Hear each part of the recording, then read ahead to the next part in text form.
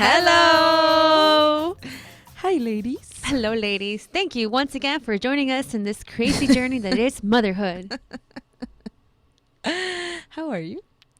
I keep trying to give my baby a boob. Still? Yeah, every morning. Nothing? Nothing. This morning we were, because I still have a bed right now. Have I spoken the fact that I don't have a bed? No, you That I'm have sleeping not. on the floor. So we brought him, and we're on the floor together, all of us. We bring him, and then he was just kind of like, because he wants to crawl over the room because there's no bed, so it's actually kind of cool for him. I'm like, no, come here. You're a little baby, and babies have chi-chi. Come here. And I'm like, put my boob out. I'm like, come here. Come on, little baby. Have some boob. And he's like, ah. I'm like, come on, baby. You know you want it. He doesn't. Aww. Whereas my baby won't stop. My husband's like, I don't think you should do that anymore. I'm like, he wants it. So no, I don't know when I'm gonna stop trying to feed him. Oh my God, the bed situation. Now we have a big bed. I know you got a king bed. Yay! Congratulations. Finally. How does that feel? It's like a milestone for my family. It feels superb. I don't know why I was for so long with a small bed. Like I don't It's like the understand. phone. It's like the phone. Like I got the new like 6 Plus. The one that it looks like I'm carrying The around one that my you iPad. said that you would never get. Yeah, that one.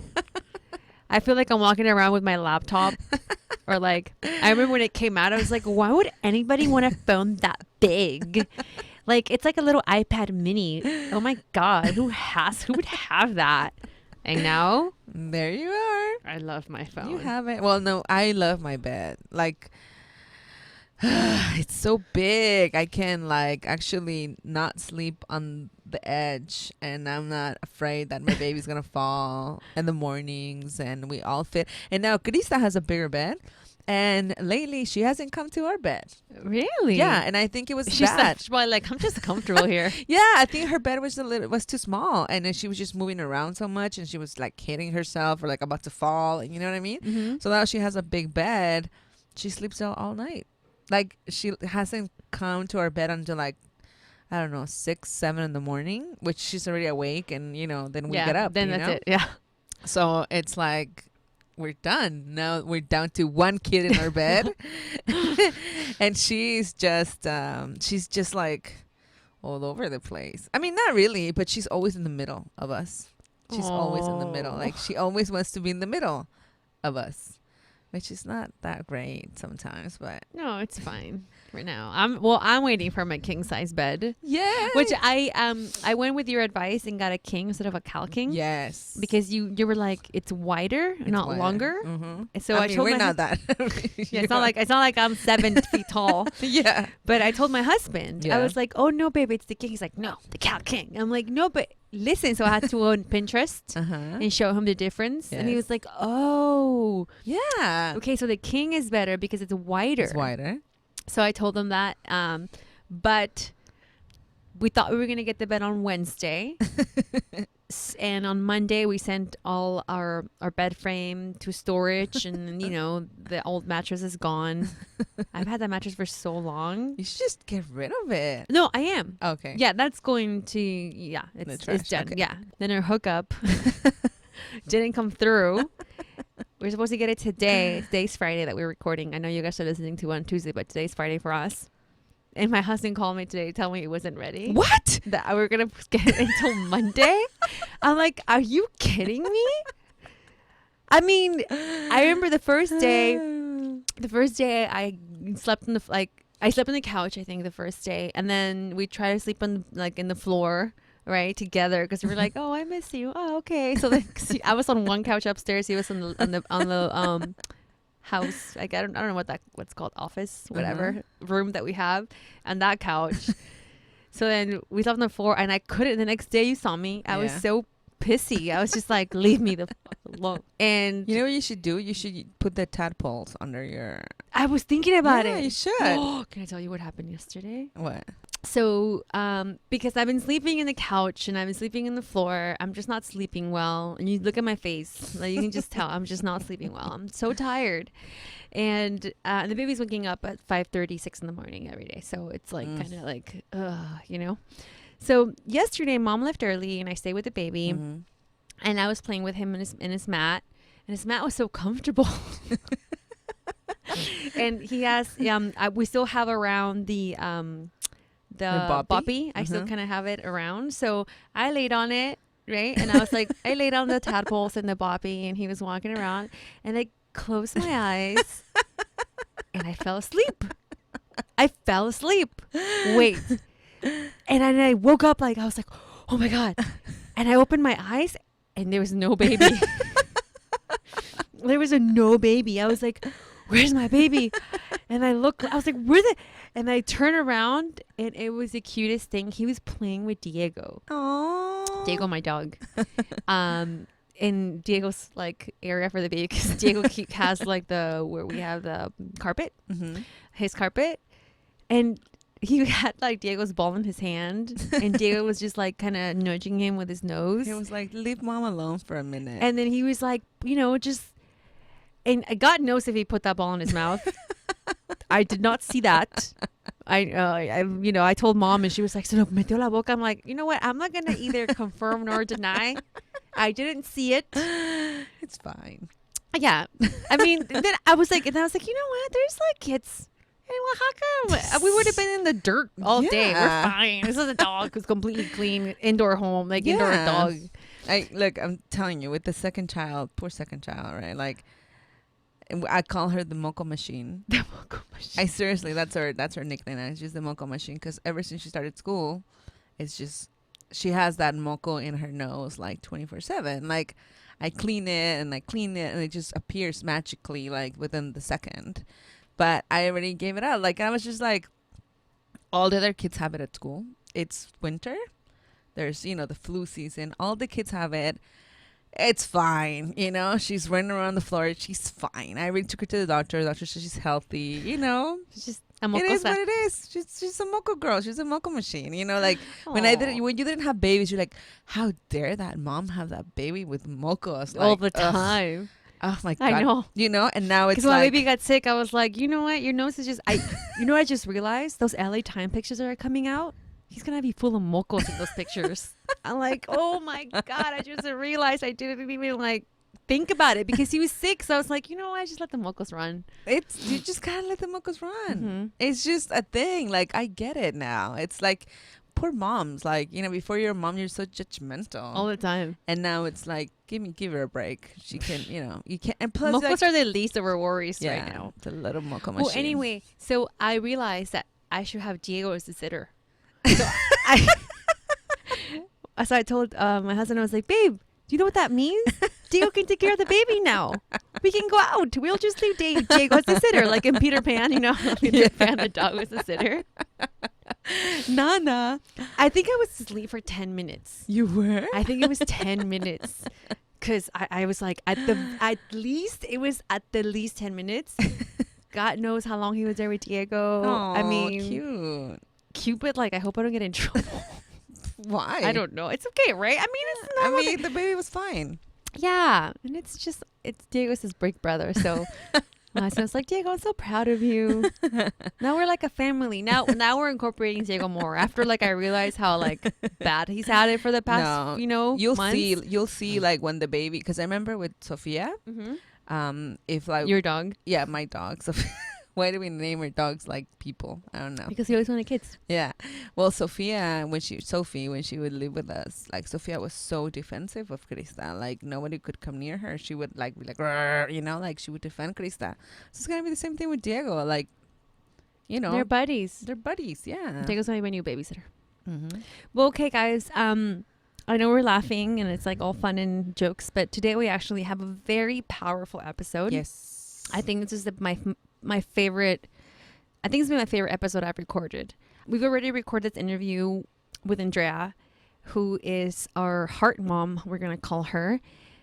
Andrea is amazing. unbelievable. girl. Like, she is my new hero. I told her, Yeah. I'm like, you are my new hero. Yep. And she's so young.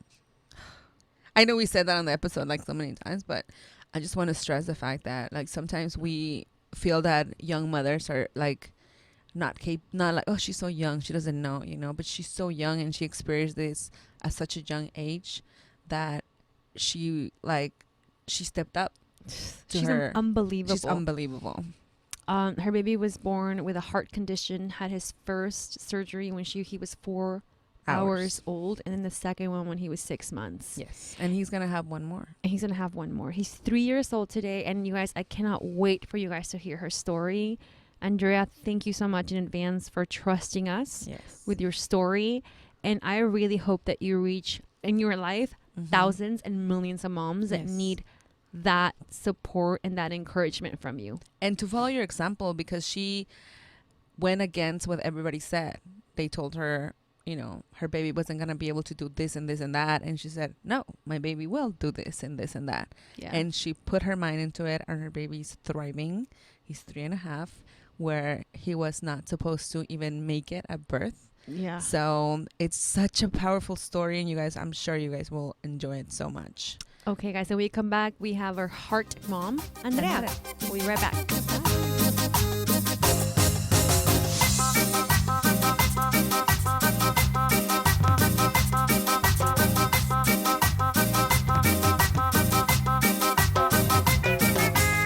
And we're back. Hi, ladies. Hello, ladies. We have, I don't even know how it's just going to go today.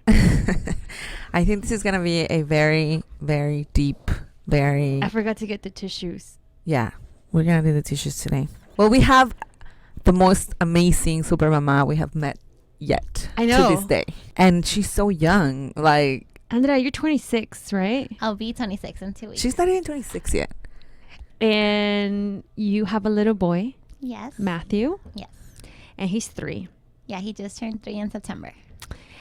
And Matthew was born, I don't even know how to say this condition. So he's got 2 conditions. So he has just heart conditions. One of them is basically like heterotaxy syndrome, which in regular terms just means all his organs are on the opposite side. How crazy is that? His heart's on the opposite side, and his stomach, all that. Everything's kind of just all mirrored. that good stuff, like a mirror image. Yeah. I know you were trying to explain it to earlier, and you have a beautiful tattoo. I do. On your right side. On my right side.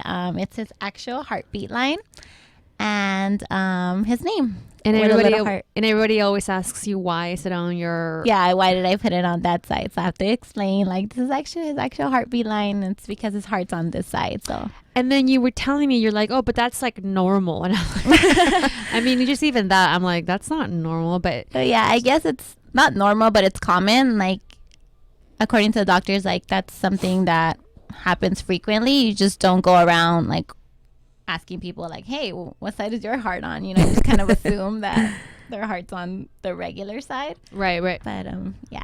But the really bad one that he has is TAPVR.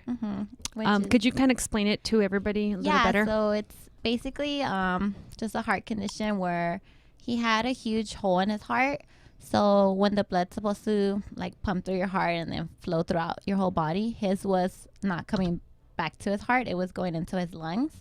So when he was born, he took his first breath of air, he turned blue automatically because all the blood was starting to fill up his lungs. So that was where the emergency was. Once he was inside of me, he was perfectly fine because I was breathing all the time. Mm-hmm. But as soon as he had to breathe on his own, that's where the emergency came. And he had his first surgery when he was 4 hours old. 4 hours old. So let's just go backwards, because one of the things that you shared with us, I felt that was, you told me, and my whole body turned into goosebumps. And again, it's going to be hard going through this without crying, but they had told you that you should have terminated the pregnancy early on, right? Yeah, I actually found out about his condition when I was 12 weeks pregnant. Mm-hmm. They sent me to get an ultrasound done, which in my opinion, I thought it was normal. hey, this is my first baby. They sent me to this. Like, And you were young. Well, yeah, you're still young. I was 22. You were younger. I was 22. 22. Yeah. You were and younger. I went to this place that was like a 3D ultrasound.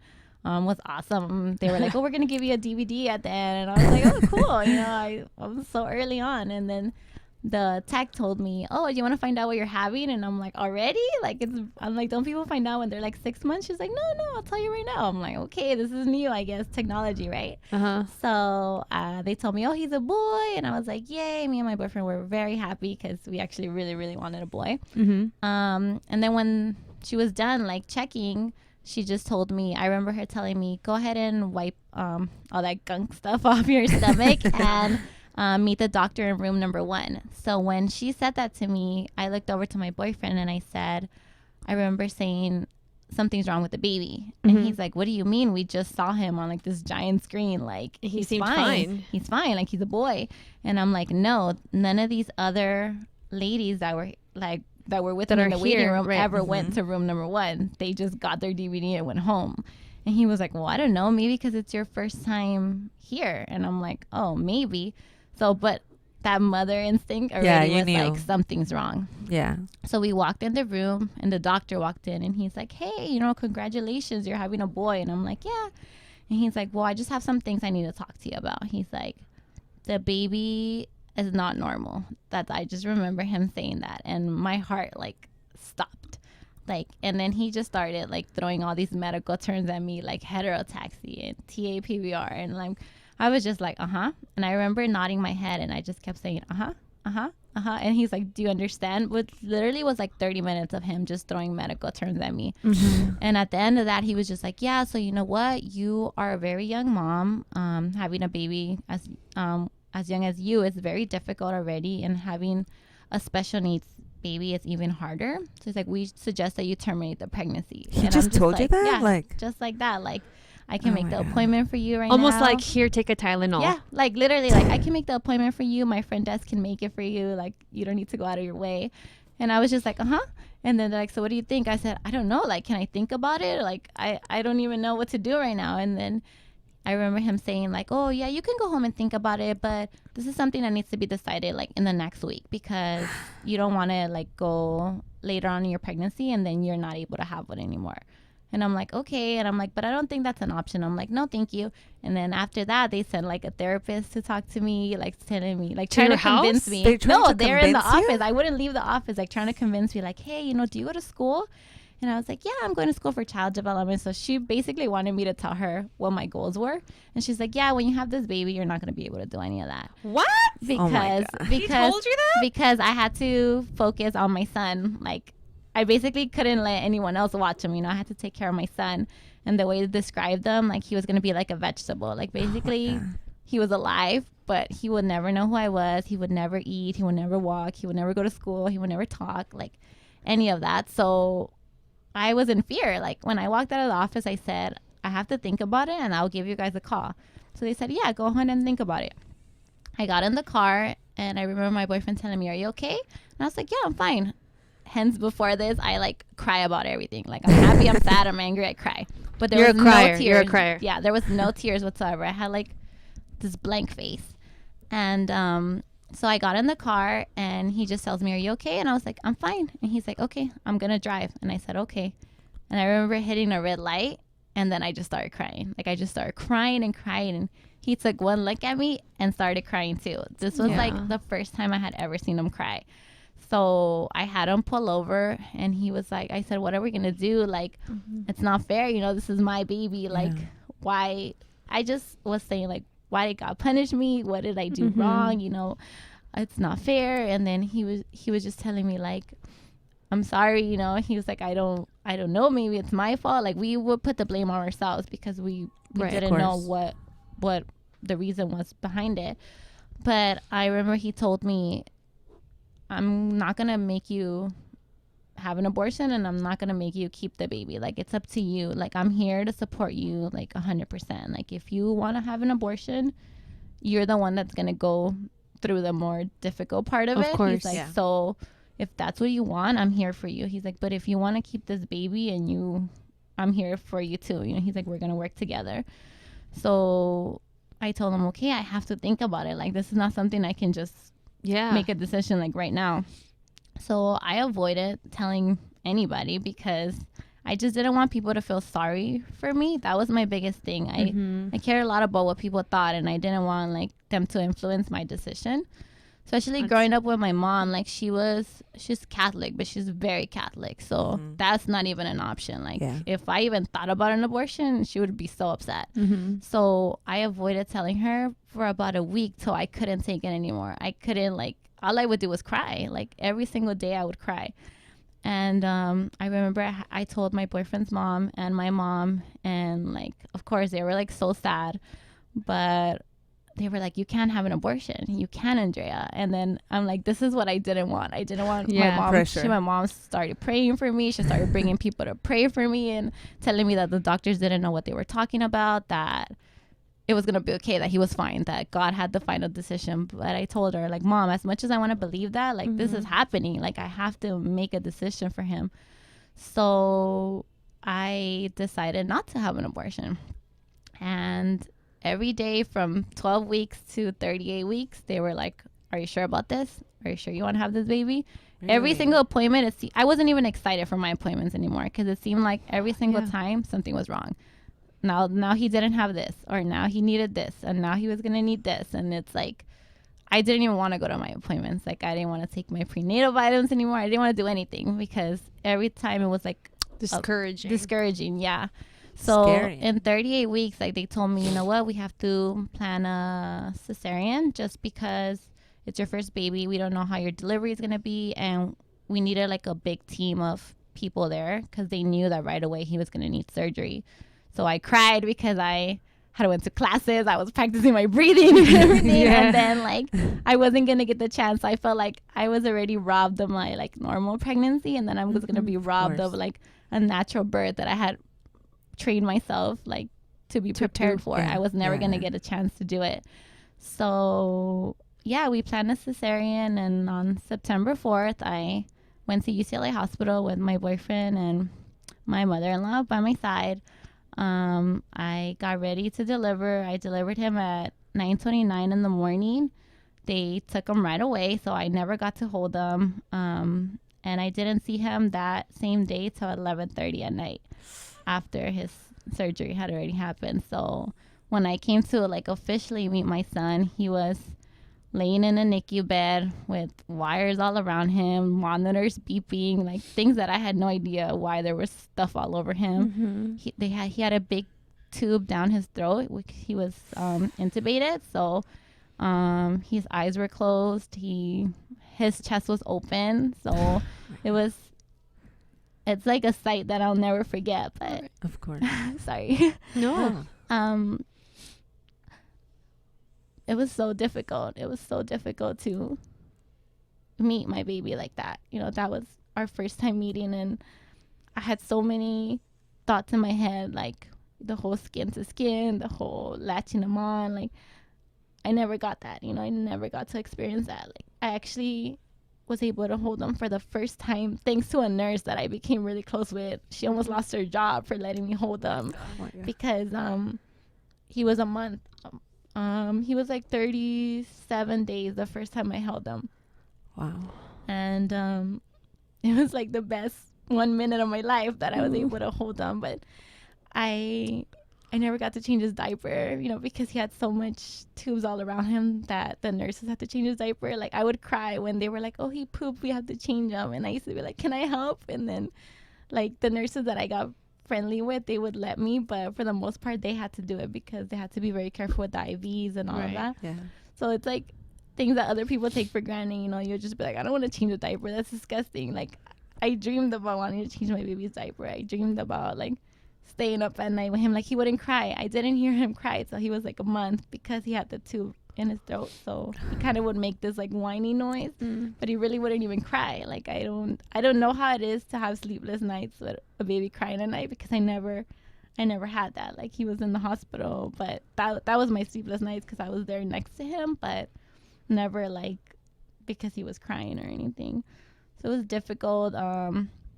The So nurse, were you kind of living in the I hospital? lived there. Yeah. I went days, weeks without showering. I would never move from his side. Like, I remember my mother-in-law and my mom would come and be like, look, Andrea, you know, go home, go take a shower, go eat, and like come back. And I used to be like, no, I'm fine.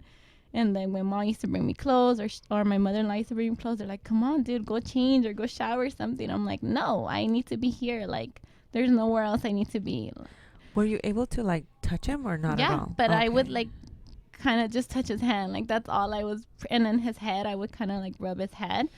But for the most part, he was just there. Like I said, I couldn't hold him because there was like so many IVs all around him. I didn't want to hurt him. And then when I actually got the chance to do it, I was in fear too, that I was Yeah. like the most stiff, like, way I was holding him. It wasn't even comfortable for me or for him. So I kind of told him, okay, I understand. Like, I'm not able to do it just yet. Like, I'll wait. How long were you there for? 52 days. Like, I came home. It was With almost, him? Yeah, with him. So I came home by myself first, which is the worst thing you could ever do. Like, I delivered on September 4th, and then I came home 3 days later by myself. Like, I got wheelchaired to my car, like, by myself without my baby, which was the worst. You know, I saw their moms putting their babies in the car seat, and here I am, like, I just delivered, but I'm going home with no baby. I'm coming home to, like, a nursery with no baby. Like, it was the worst. It was the worst. And because I had a C-section, my mom like was like, you need a rest, Andrea, you know, you need to recover from this.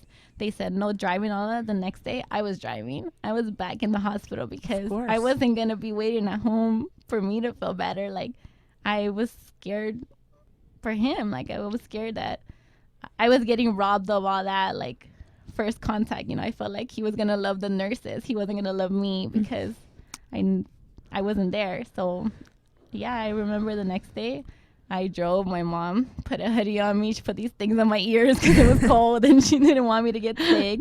And she was like, you need to eat. And I was there with my pump, like, next to him, just pumping my milk. And Was he able to take your milk? yeah, he didn't eat until like a week before we came home. So he had to be like over a month old.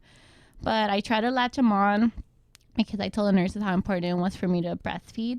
But it's very difficult for heart babies for them to breathe and eat at the same time because we take it for granted, but they can only do one or the other. Like, it's really difficult. So when he was able to latch on, he stopped breathing. So they had to take him off right away. And they told me, we can't do this. But if it's really important for you, they're like, we're storing it for you. And I said, no formula, you know, please, just my breast milk. So I was storing it.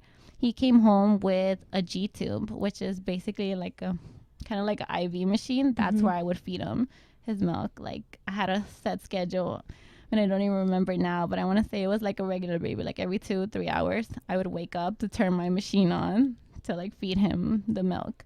And that's how it was. I had to clean it every day. I had to make sure it wasn't infected. I had like an amazing home health care nurse that helped me all the time. She was amazing. I wanted to give up pumping because it didn't feel the same. Yeah. And she encouraged me to keep going. And that's wonderful. And then every day she would try with a bottle to feed him. The milk would go bad because he would never like even try to suck on it until one day he kind of latched onto a bottle, and from then on he hasn't stopped. I'm like, he hasn't stopped, which I'm so happy about. Yeah. Well, now 3 years later. 3 years later, here he is. I mean, we still have difficulty with him eating. Not that he's a picky eater. Just back to his condition, I guess. He gets tired with the whole chewing and all of that. So we were seeing a nutritionist right now and like eating therapy because they want him to gain a little bit of weight. But all of a sudden he kind of just said, I'm hungry. And every day he's like, I want this. And whatever it is, like, I go out and get it if I don't have it at home, because I never thought I would see the day where I didn't have to feed him through that machine anymore. So When did he stop feeding through the... So we came home in October, and by like December after Christmas, like, he was done with it already. He was already on the bottle, which is a miracle because most kids that are on the G-tube are on it for years, for like, if not their entire lives.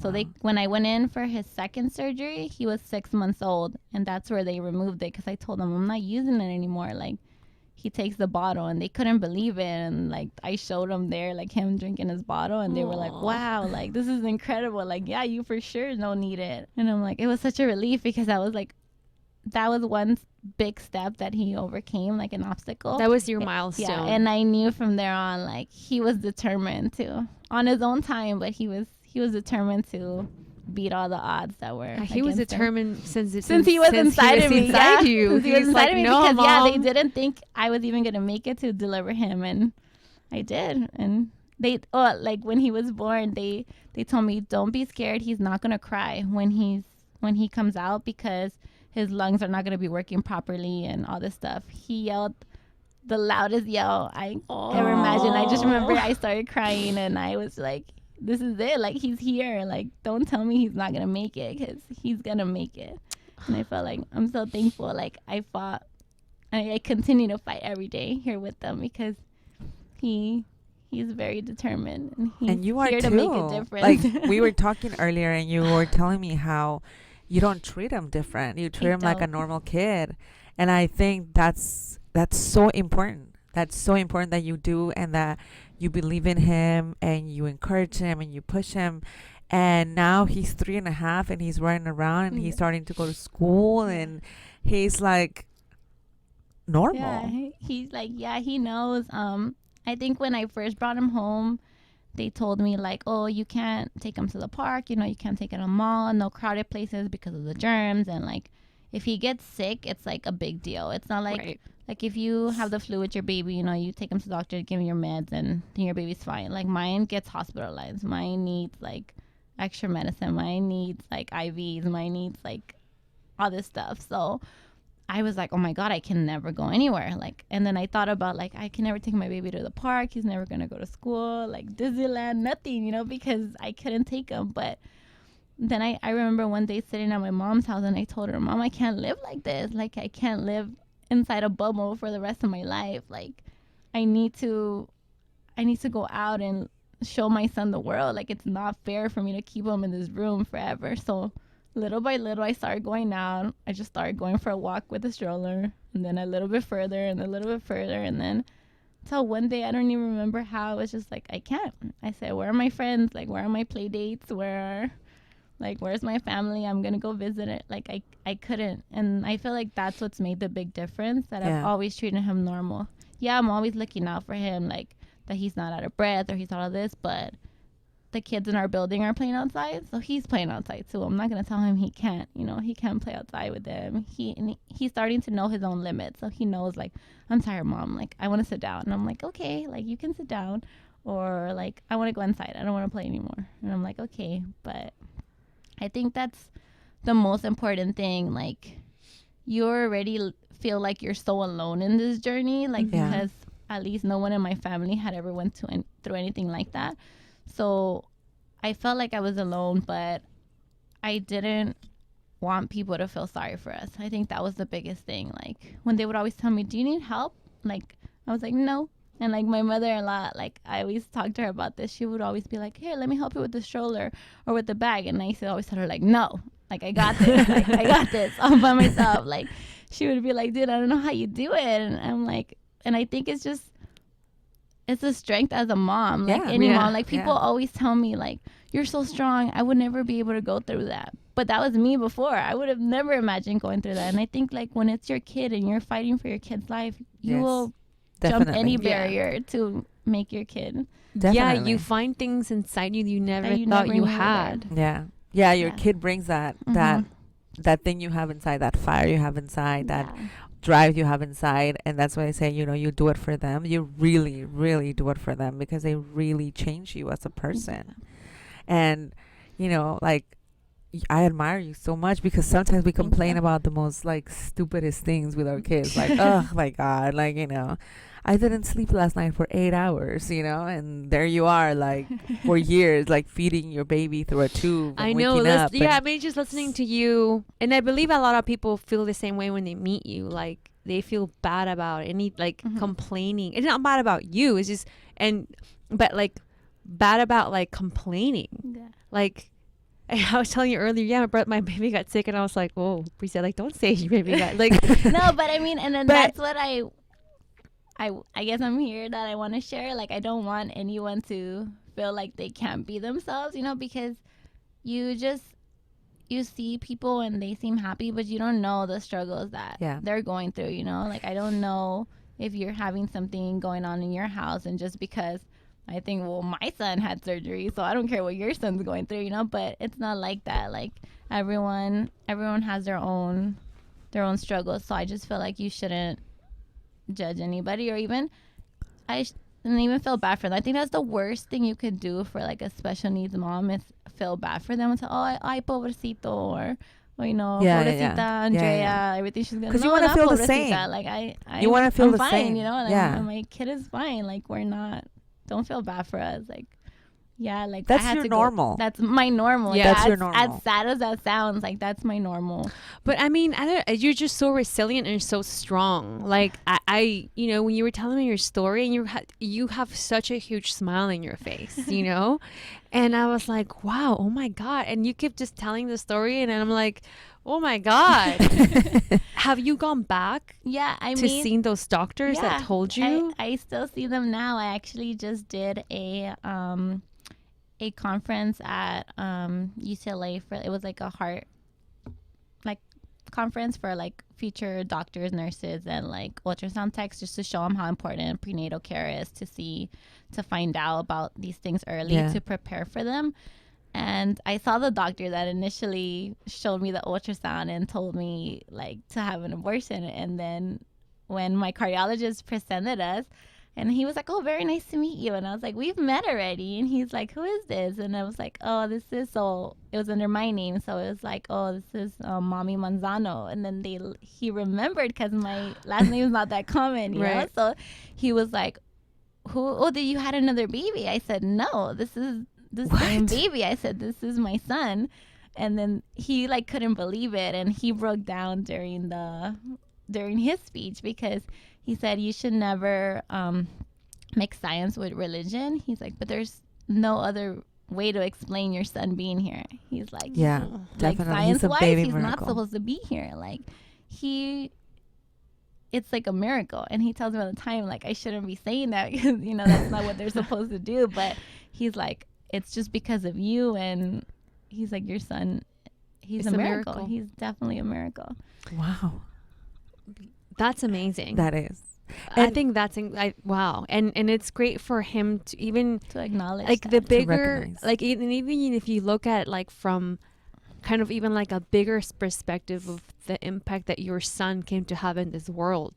You know, like, your son came to fulfill a bigger purpose, a purpose to allow other moms like you through that doctor to be born. Yes. And that is incredible. Like, that you took it upon you and be so resilient and so faithful, and to have that blind faith, because it's so easy to say like, yeah, like, you know, God can help me, and God can help me. And I'm so, you know, like when your mom was telling you about, you know, God knows the plan, but I didn't, like, you don't know. And I like had lost my faith completely, because I was angry. Like, I was angry with God. I didn't understand why, like, he was giving people kids that really didn't even deserve them. And then here I am, like, really, really wanting to be a mom, and like having to go through all of this. And I remember my mom telling me, "You can't lose faith." And I was like, "Mom, I'm done. Like, I lost it already. Like, there's no way of coming back." I told her the only way, like, I'll believe is if my son makes it. My son makes it through my delivery. My son makes it through his surgeries. And yeah, I remember bringing him home, and that was our first stop to church, because I was just like, that was his way of telling me, don't forget about me. Like, I'm here. I have a plan for you guys. Like, just trust me. And it was hard. It was hard, but I do trust him. I know that he put him in my life for a reason, to make a difference, to help others. That's something that I've always wanted to do. And I don't know, maybe we haven't reached our full potential yet, but and You're in the working. course. I mean, you were studying child education and Yeah. development. Yes. Yes. And who knows where this is going to take you and your son. Yeah. You know, people whose lives you're going to touch. I know you mentioned you were already in other articles that were written about you and your story. And hopefully you reach a lot of girls through this medium and continue to speak in conferences and continue to encourage others to have faith and, you know, who knows who you little boy's going to turn out to be, you know? That's incredible. He's already beating all the odds. But it's crazy. Yeah, it's crazy to even hear when people ask me, like, how old is he? And I'm like, he just turned 3. And then I pause for a second and I'm like, whoa, like, he just turned 3. Like, I didn't even think he was going to turn 1, let alone 3. Like, it's crazy. What I found very interesting also is the big community of moms that you call them heart moms, right? You call them heart My moms, heart right? moms, yes. And it just shows you how important it is to have that sisterhood and have that community of support of people that understand you and get you. Yeah. And can you talk a little bit about that for our moms? Like I said, when I first found out everything, I felt so alone. Like, my friends, they all had kids, but it wasn't anything like this. So I couldn't really talk to them about that because they didn't understand. And like my family, I mean, my mom's just telling me to believe in God, and then my mother-in-law's telling me everything's gonna be okay. And in my head, I'm like, it's not gonna be okay. Like, I felt like I didn't have anyone to talk to. And that's why I'm so grateful for Instagram. And like, that's the only social media I have. I don't have Facebook. but I've met so many heart moms. Like, and I've met a lot of them in person, and a lot I've never met in person, and I probably never will. I have a mom from Australia that I talk to on there. Like, it's amazing. Like, I'm probably never going to meet her in person. But you never know. It's just like, it's so crazy. Like, the amount of support you might have a conference that you're going to speak in Australia and they fly you and your son out there. It's like the amount of support you get from people that are going through the same thing as you, have similar journeys. Everyone's journey is different, but in that community, like, you kind of understand each other. So you all celebrate when this heart baby walked. You know, you all celebrate when this family got to come home with their baby. At the same time, your heart breaks when you hear about a baby that didn't make it. Your heart breaks when this baby's going into surgery. Like, I get the chills, like, going on my feet, and it's like, oh, you know, so-and-so is going into surgery today. Please pray. Like, I feel like the mom at that moment. I know what she's going through. I know her sitting in that waiting room, like, and I've never met her, but I know exactly how she feels. And you're her at that moment. I'm her at that moment. I'm there, like, literally, like, stopping everything to close my eyes and pray a moment for them, because you don't know if your baby's gonna make it, and it's so scary. And I think just having that community of people that understand what you're going through has been so helpful for me. Definitely. It's been so, because I was able to share, like you say, right now you see me and you see my smile and all of that. To go back 3 years ago, like, I couldn't even open my mouth because all I would do was cry. Like, all the time they would tell me, you know, what happened with Matthew? Bam, I would start crying. Like, I couldn't even talk. Like, he had, like, these couple articles and interviews that we did. Like, I remember, like, it took forever because I wouldn't stop crying. And I used to tell the reporter, like, I'm so sorry. She's like, no, please take your time. You know, like, I told her I'm trying to get myself together. But I think until now, like, I'm able to talk about it, because I think that's what that's what you should do with your voice. Like, talk about it, because a lot of people don't want to talk about it. They don't want to share for the fear of what other people are going to think about them. But or like you said, you don't want people to feel sorry for you or treat you different or like tiptoe around you. Yeah, but you don't know who you're helping. Maybe you're helping this mom that's sitting in her living room right now, just finding out about her baby's heart condition, doesn't know what to do. It's like, so what would you tell that mom? I would tell her to not give up. I can't guarantee that her baby's going to make it. You know, I'm not God. I'm not going to tell her, like, yeah, you know, he's going to be fine, just like Matthew. Like, maybe he's not, but maybe he is. So I feel like you should, as a mom, like, you will continue to fight alongside with your baby for the rest of their lives. So don't give up on them, because these heart babies are strong. Like, they have so much. They're determined to live. Yeah, they're determined to live, and they just need like there are heroes, but to them, like we're their heroes. We're their moms that didn't give up on them, that could have definitely like not gone through it and not gone through all the pain and all that. But for the most part, the moms have to know that there is like a rainbow on their side. You know, even if your baby doesn't make it, you still had that. You gave them that opportunity. You tried. You should never like take that away. That's just my opinion. Oh, that's beautiful. Andrea, let's take a break. Let's take a break. Yeah, let's take a break. Let's take a break.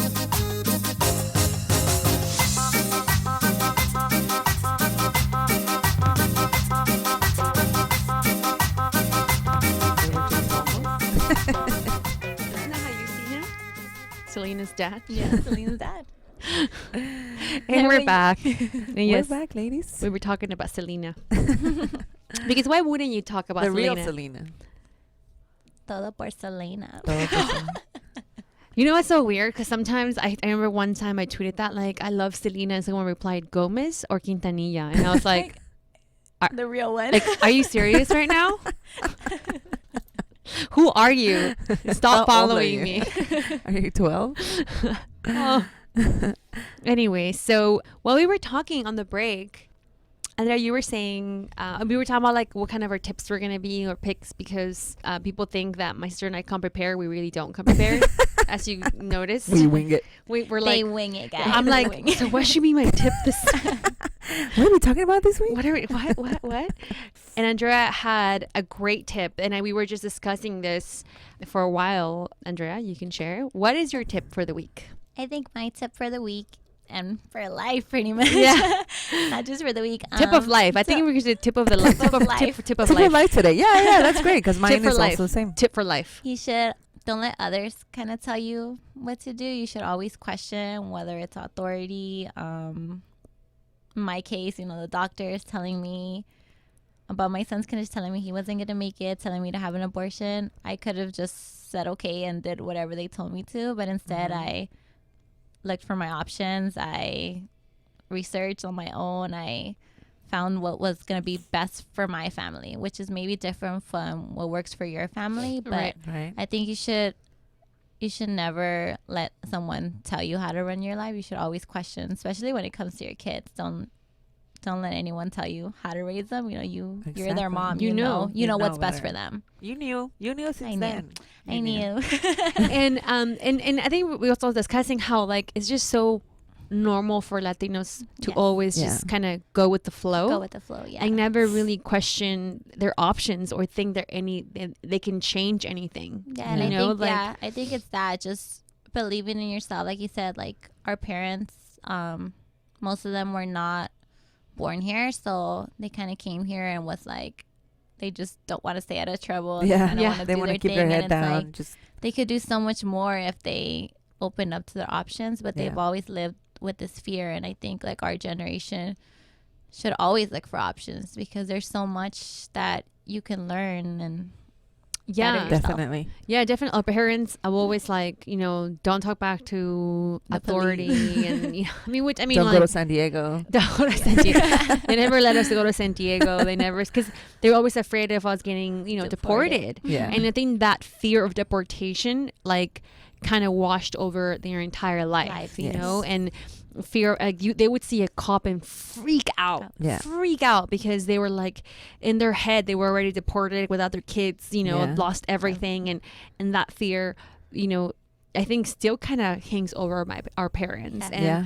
our generation changed that. I think. I was sharing with you earlier, even just like the Dreamers, they fought with loud. Some of them got deported. Some of them, it's what you said. It's completely true. Let's break that cycle of fear, Yes. and let's ask for options, and ask let's questions. ask Yeah. questions. Ask questions. Can you share that story you told me with the doctor, how you came with your binder? 'Cause that was Oh kind of cute. yeah. So I guess like during his first surgery, they kind of just took him. So they would tell me, we're gonna put this on him, and this IV, and now this vaccine, and this, and I'm just like, and I didn't know what they're talking about, so I'm just like, okay.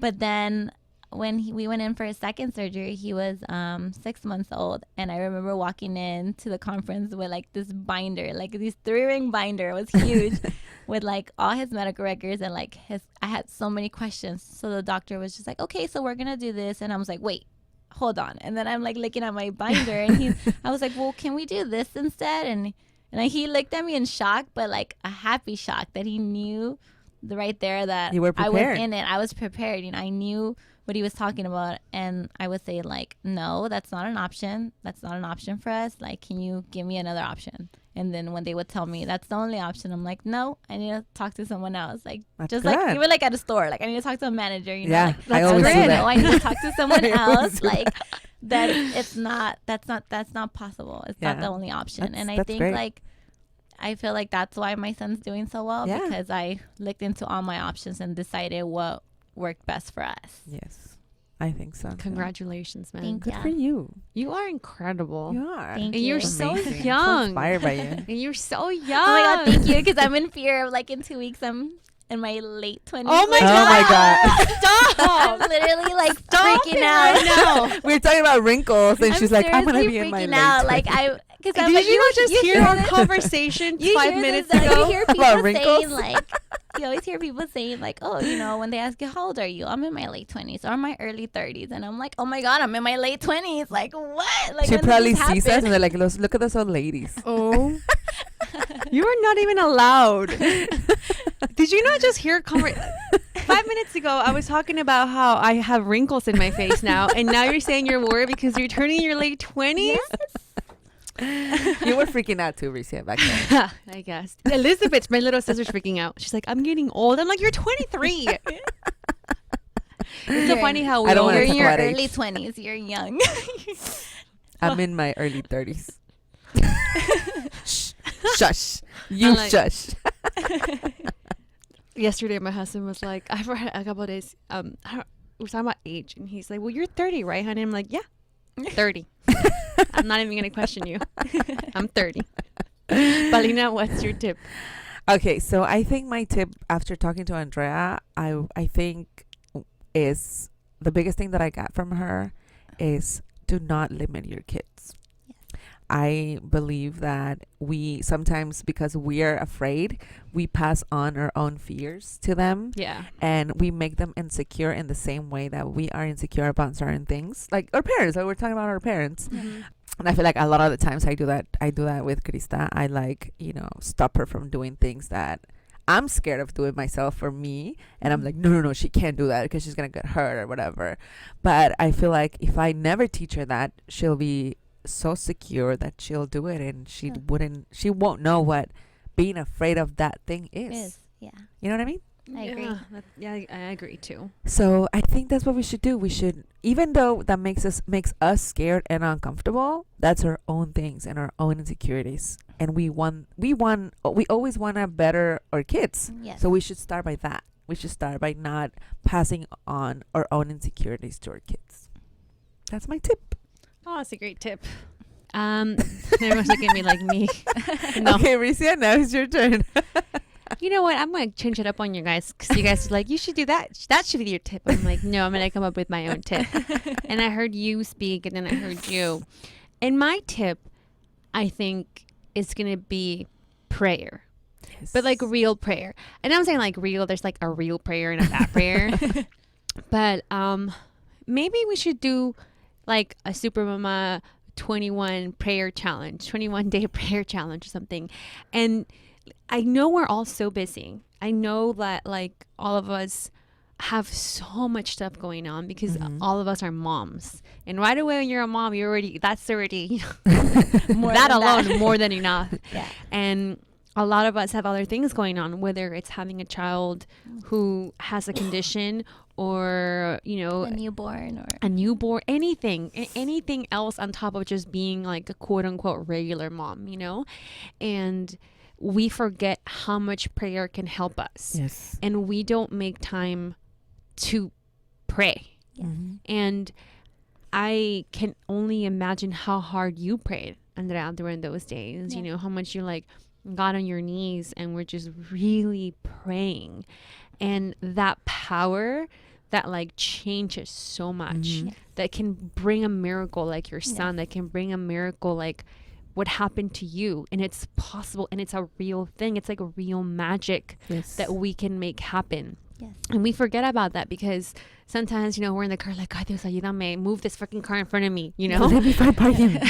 God, please let me find parking, you know? But, you know, think of something that you want to change in your life, or think of a part of your life that needs change, Yes. that needs to be turned around, that needs, whether it be, you know, whatever you believe in. I believe in Jesus, you know? So whatever, wherever that part that needs to change in your life, like, pray. Yes. Pray for the next 21 days, every single day. Make some time for yourself and see that change in your life. The way that Andreaso changed in her pregnancy, in her body, in her baby. We all have that capability inside of us. So that would be my tip. Yeah. I was actually telling her a little earlier, remember? I was like, because she mentioned like she lost faith. That I don't believe she ever lost faith, because you pulled through it and you did it. You were there. You were there every single day. You had your pregnancy. You had your baby. So I don't believe you lost faith. I just think you were too scared. Yeah. You were scared. And, you know, now look at your baby. Look at your boy. Yes. And I can, you know, and every time I feel like I need some encouragement, I'm going to look through your Instagram feed. Yes.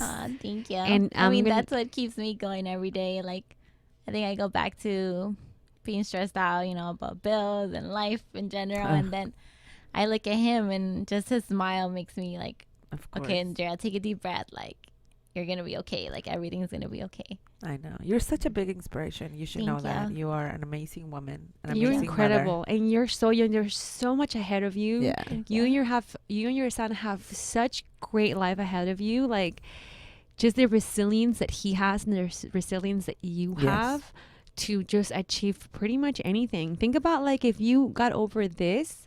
What? Mhm. Think I know. about like what the future can bring you, Yes. and you have, you know, the biggest miracle in your life. So Thank you.